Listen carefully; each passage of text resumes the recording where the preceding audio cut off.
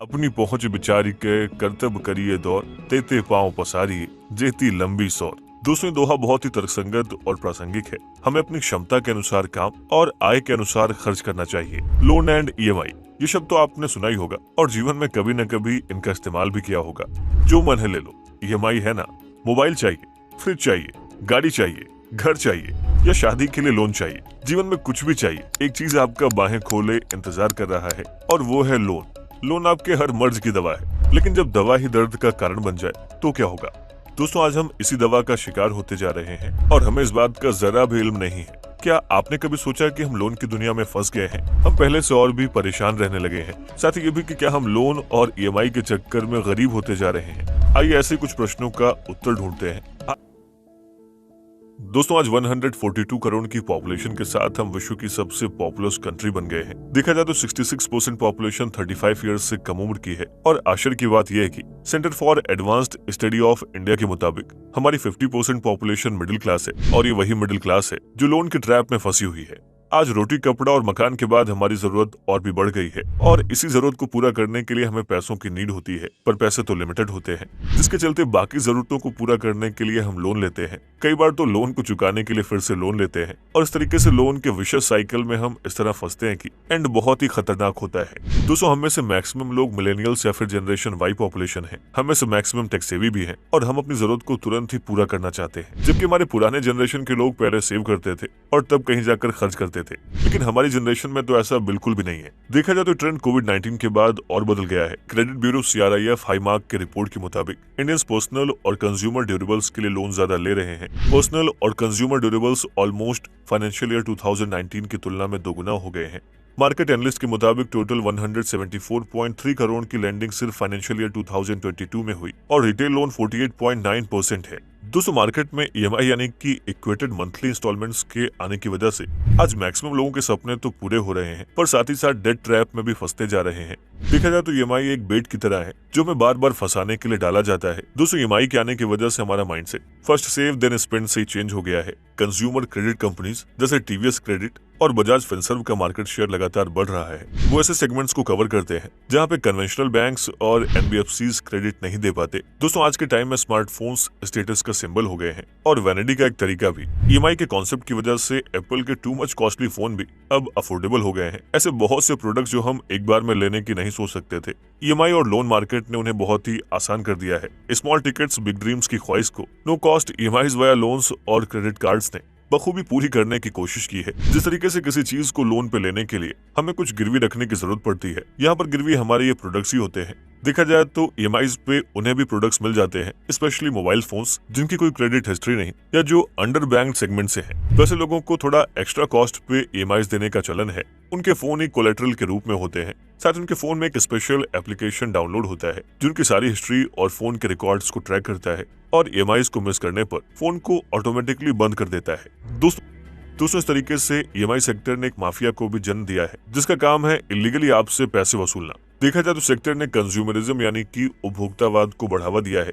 हम वैसी भी चीजों को खरीद रहे हैं जिनकी हमें कोई जरूरत नहीं। हमारे आसपास होर्डिंग्स, स्मार्टफोन्स और टीवी जैसे माध्यमों से इन्फ्लुएंस होकर पैसे न होने के बावजूद भी हम वो सारी चीजें उठा लेते हैं जिनकी हमें ज्यादा जरूरत नहीं होती है।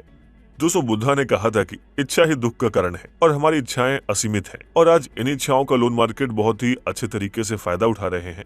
हमें वो सारी चीज वो दिलवाना चाहते हैं जिसकी हमने सिर्फ कल्पना की होती है। ऐसा भी नहीं कि हम हर बार अननेसेसरी के लोन्स लेते हैं, पर कई बार जरूरत के लिए लिया गया लोन भी हमारे गले की फांस बन जाता है। दोस्तों, एक इंडियन की एवरेज बोरोइंग उसके इनकम की ग्रोथ से कहीं ज्यादा है। फाइनेंशियल ईयर 2021 में पर कैपिटा जीडीपी 8.5% से ग्रो की और वहीं पे पर कैपिटा लोन के अमाउंट का ग्रोथ था 17.9%। देखा जाए तो हमारे लोन और इनकम में इतना डिफरेंस है जिसे पूरा करने में हम लोन के विशेष साइकिल में फंसते चले जाते हैं। सबसे sharp growth unsecured personal loans में हुए हैं और सबसे ज्यादा लोन डिफॉल्ट भी इसी सेक्टर में है। देश की सबसे बड़ी AI enabled consumer lending platform just money ने अपनी रिपोर्ट में बताया कि उन्होंने 12.5% की ग्रोथ अपनी ईएमआई फंडिंग में देखी है। लोन्स के रेट्स भी मार्केट में एक जैसे नहीं है। 14% से लेकर 28% तक लोन्स के अलग अलग रेट्स हैं जो हमें धीरे धीरे गरीबी की ओर ले जा रहे हैं। कोविड-19 के बाद ईएमआई के मौसम में बहुत ही बदलाव हुआ है। ऐसा नहीं कि लोन्स कम हुए हैं, बल्कि उल्टा बढ़ ही गए हैं। लोगों ने रिवेंज शॉपिंग की है, यानी कि 2 साल में शॉपिंग न करने का दुख उन्होंने अगले साल निकाला है। सारे पेंटअप डिमांड्स जो कोविड-19 की वजह से शांत थे, वो भी अचानक से बढ़ गए हैं। ऑल्दो मार्केट के लिए अच्छी खबर थी कि इकोनॉमी रिकवर हो रही है, लेकिन लोगों के पॉकेट पे इसका गहरा असर पड़ा है। मार्केट एनालिस्ट की रिपोर्ट के हिसाब से 2000% ईएमआई लेंडिंग में इंक्रीज हुआ है। यहाँ तक कि छोटे शहर में भी ट्रेंड बढ़ गया है। टायर 2 और टायर 3 सिटीज में ईएमआई 140% से इंक्रीज की है। एसबीआई की रिपोर्ट के हिसाब से T3 एंड T4 डिस्ट्रिक्ट्स में 36% और 32% क्रेडिट का इजाफा हुआ है। और दोस्तों, इसी मजबूरी का फायदा उठाते हुए लोन प्रोवाइडर के साथ जन्म होता है एक ऐसे नए स्कैम का, जिसके शिकार अब तक न जाने कितने मासूम हो चुके हैं। आए दिन अखबार में हम ऐसी न्यूज पढ़ते या फिर देखते हैं जिसमें हमें पता चलता है कि कोई ना कोई मासूम फैमिली ने अपनी जान ले ली है, और ये सारे सुसाइड और डेथ इसी लोन स्कैम से जुड़े होते हैं। गूगल प्ले स्टोर पर न जाने आपको ऐसे कितने हजारों ऐप मिल जाएंगे जो आपको सस्ते रेट्स में लोन और इंस्टेंट लोन देने का प्रॉमिस करते हैं। मैगी की तरह सिर्फ 2 मिनट्स में 3 लाख तक का लोन का प्रॉमिस करने वाले आपको ऐसे बहुत से ऐप मिलेंगे, और पैसे की जरूरत हमें ऐसे बेट में फंसाने के लिए काफी है। बहुत कम पेपर वर्क और क्विक लोन की माया में हम आसानी से फंस जाते हैं। जब आप लोन लेने जाते हैं तो बिना किसी लाइन में लगे घर बैठे ही लोन मिल जाने की चाहत हमें ऐसे स्कैम का बहुत ही आसानी से बकरा बना देते हैं। लेकिन ये लोन ऐप्स हमारे सारे कॉन्टैक्ट्स, टेक्स्ट, इमेजेस और यहाँ तक कि कैमरे का भी एक्सेस लेते हैं। हम बहुत ही आसानी से सारे परमिशंस को ग्रांट कर देते हैं और तुरंत ही लोन लेना चाहते हैं। पर हम जैसे लोन के इंस्टॉलमेंट से चूकते हैं या डिफॉल्ट कर जाते हैं तो शुरू होता है इन ऐप्स का असली ड्रामा।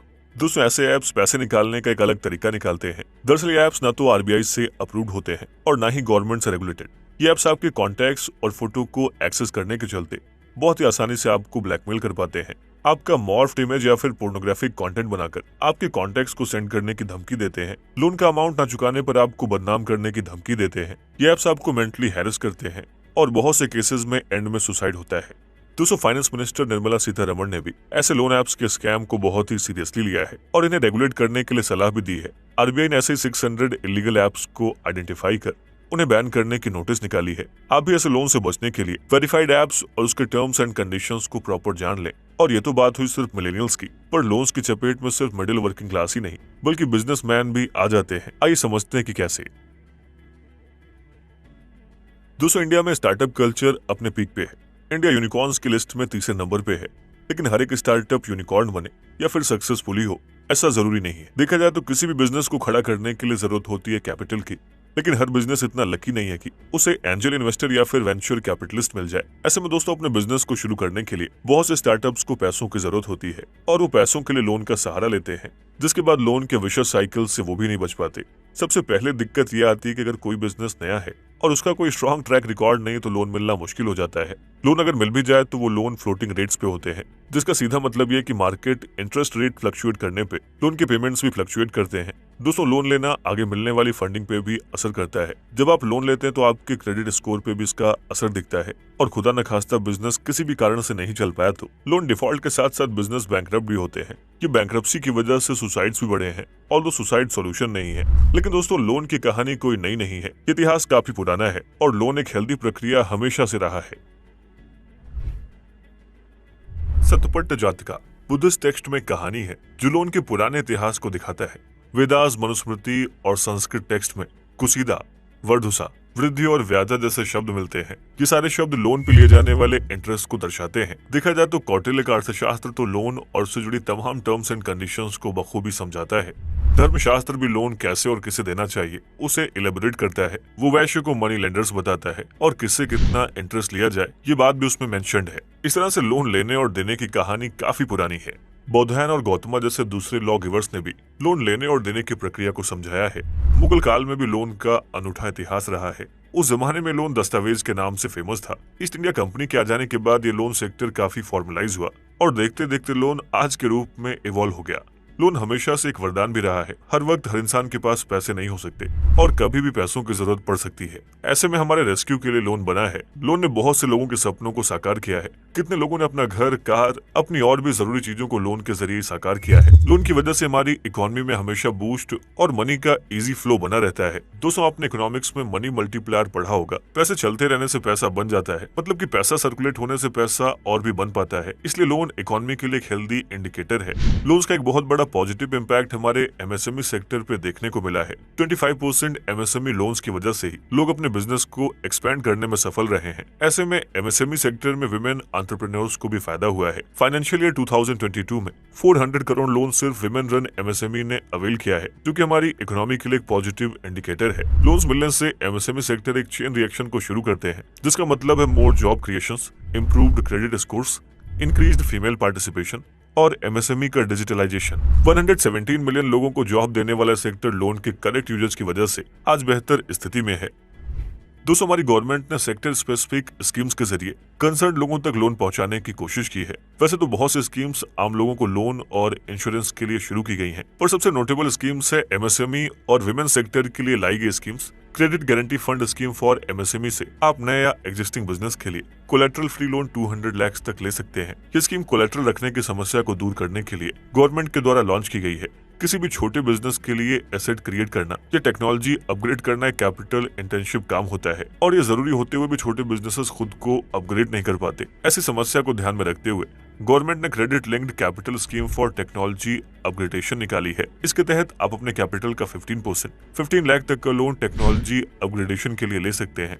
रूरल सेक्टर में बिजनेस कल्चर को प्रमोट करने के लिए और वहां के साहूकार यानी कि लोन माफिया से बचने के लिए सरकार की scheme prime minister employment generation programme एक अच्छी पहल है। 5 लाख से लेकर 25 लाख तक का लोन आपको सब्सिडाइज्ड रेट पर मिलता है। देखा जाए तो इससे नए रोजगार का सृजन और नए उद्योगपति का जन्म गाँव में भी संभव हो पाया है। सरकार ने खास करके महिलाओं को एम्प्लॉयमेंट में लाने के लिए और उन्हें एंटरप्रेन्योर बनाने के लिए उद्योगिनी नाम की स्कीम लॉन्च की है। दोस्तों, इस स्कीम के तहत वुमेन लेड एमएसएमईज 3 लाख तक के इंस्टेंट लोन के लिए एलिजिबल हैं अगर उनका बिजनेस रूरल या फिर अंडर डेवलप्ड लोकेलिटी में लोकेटेड है तो। वैसे ही अंडर प्रिविलेज सेगमेंट जैसे कि एससी एंड एसटी के लिए भी गवर्नमेंट की स्टैंड अप इंडिया स्कीम एक अनोखी शुरुआत है। Small industries development bank of India की मदद से गवर्नमेंट 10 लाख से 1 करोड़ तक का लोन देती है। सरकार के साथ साथ हमारी भी जिम्मेदारी है कि लोन के टर्म्स एंड कंडीशंस को अच्छे तरीके से पढ़ और समझकर और ऐसी जगह से लोन ले जो कि गवर्नमेंट से रेगुलेटेड हो। हमारी यही सतर्कता हमें आने वाले खतरों से बचा सकती है। दोस्तों, चारवाक का दर्शन है ऋणम कृत्वा घृतम पिबेत, यानी कि जब तक जियो सुख से जियो, फिर चाहे कर्ज लेके भी घी क्यों ना पीना पड़े। देखा जाए तो आज के युग में सबसे बड़ा सच है, अपनी आमदनी से ज्यादा खर्च हमारी आदत हो गई है। ऐसी आदत की वजह से हम लोन के भंवर जाल में फंस चुके हैं। लोन डिफॉल्ट करने की स्थिति में हमें जेल जाने तक की नौबत आ जाती है, जिसे निकलने का बस एकमात्र उपाय है कि हम अपनी इच्छा पर नियंत्रण करें और अपनी चीजों के लिए समझदारी से खर्च करें। जब भी हम लोन या फिर ईएमआई पे कोई चीज लें तो हमें यह ध्यान रखना जरूरी है कि क्या चीज हमारे लिए बहुत इंपॉर्टेंट है, और अगर है तो क्या हम इसे अफोर्ड कर सकते हैं। लाइफ में कैलकुलेटेड डिसीजन लेना ही समझदारी है और सावधान और सतर्क रहना होशियारी। और दोस्तों, बुद्धा का मध्यम मार्ग हमें हमेशा इसके लिए एक सही रास्ता दिखाता है। वैसे आपकी इस मुद्दे पर राय क्या है, हमें इस वीडियो के कमेंट बॉक्स में जरूर लिखें।